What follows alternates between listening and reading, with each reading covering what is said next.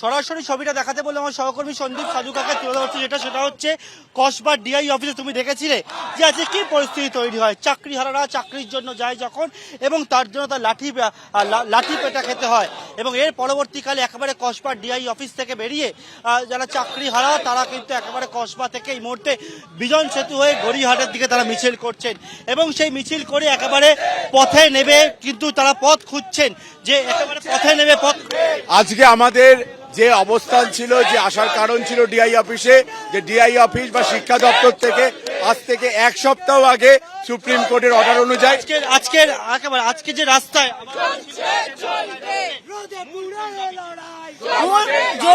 যোগ্য অযোগ্যের লিস্ট কমিশনকে প্রকাশ করতেই হবে।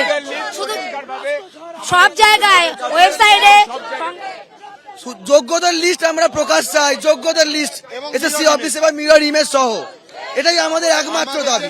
সব ধরনের মিডিয়ায় অর্থাৎ এই যে তালিকা যোগ্য অযোগ্য যে তালিকা নিয়ে একেবারে তুমি দেখো চাকরি হারা হয়েছেন, তারা বলছেন সেই লিস্ট প্রকাশ করা হোক, মিরর ইমেজ প্রকাশ করা হোক। এবং তার জন্য একেবারে এই মুহূর্তে বিজন সেতুতে আমরা রয়েছি এবং সেখান থেকে যারা চাকরি হারারা তারা কিন্তু রাস্তায় নেমেছেন এবং এই মুহূর্তে একেবারে কসবা থেকে তারা মিছিল করে এগিয়ে চলেছেন গড়িয়াহাটের দিকে।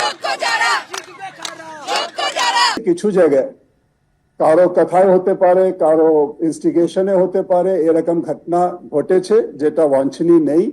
আর আমরা চাইছি না কি এরকম ঘটনা কোথাও ঘটুক। একটা ভালো দিকও আছে যেটা আমরা কিছুদিন 2 দিন 3 দিন ধরে আমরা অবজার্ভ করছি। অনেক জায়গায় মিডিয়া মারফতেও আমরা দেখছি, মিডিয়া মাধ্যমেও আমরা দেখতে পাচ্ছি, অনেক জায়গায় শিক্ষক শিক্ষিকাগণ পড়াশোনা স্কুলে পড়াচ্ছেন, বাচ্চাদের সঙ্গে ইন্টারেক্ট করছেন।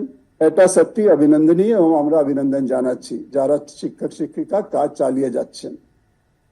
যেখানে লিগাল সাইড আছে আপনারা এটা জানেন, মাননীয় মুখ্যমন্ত্রীও বলেছিলেন সেদিন মিটিং এ, আমরা West Bengal secondary school board তরফ থেকে ক্লারিফিকেটরি পিটিশন আমরা ইতিমধ্যেই অনারেবল সুপ্রিম কোর্টে ফাইল করে দিয়েছি, যেখানে আমরা দরখাস্ত করেছি যাতে এক্সিস্টিং সিস্টেম যাতে কন্টিনিউ করা যায়।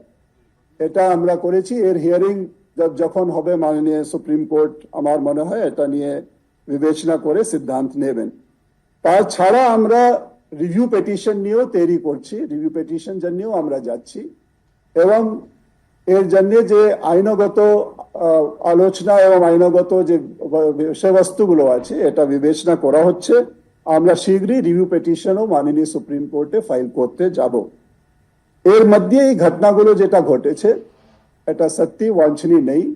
আমরা সকলকেই আবার আশ্বাসন দিতে চাইছি, ভরসা দিতে চাইছি কি আমাদের সরকার ওদের সঙ্গে আছে, গভর্নমেন্ট সব রকম সাহায্য করার জন্য প্রস্তুত আছে।